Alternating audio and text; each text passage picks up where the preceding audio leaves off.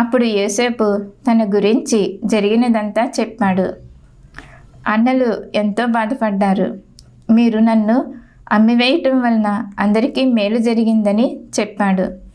ఈసారి వచ్చినప్పుడు మీ భార్యలను, పిల్లలను, మన తండ్రిని, పశువులను తీసుకురండి అని చెప్పాడు. యోసేపు అన్నలు వచ్చారని తెలిసి ఫరో కూడా చాలా సంతోషించాడు. యోసేపు అన్నలు జరిగిన విషయాలన్నీ తమ తండ్రి అయిన యాకోబుకు చెప్పారు. యోసేపు ఐగుప్తు దేశంలో చక్రవర్తి వలె సమస్త వైభవంతో, అధికారంతో ఉన్నాడని చెప్పారు.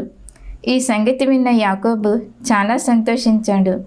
చనిపోయే ముందు తన కుమారుడిని చూడాలని ఆశతో ఐగుప్తు దేశానికి వెళ్ళడానికి ఇష్టపడ్డాడు. యాకోబు కుమారులు, కోడళ్ళు, మనుమలు, మనుమరాండ్రు మొత్తం 66 మంది ఐగుప్తుకి వెళ్ళారు. యోసేపు తన తండ్రి అయిన యాకోబు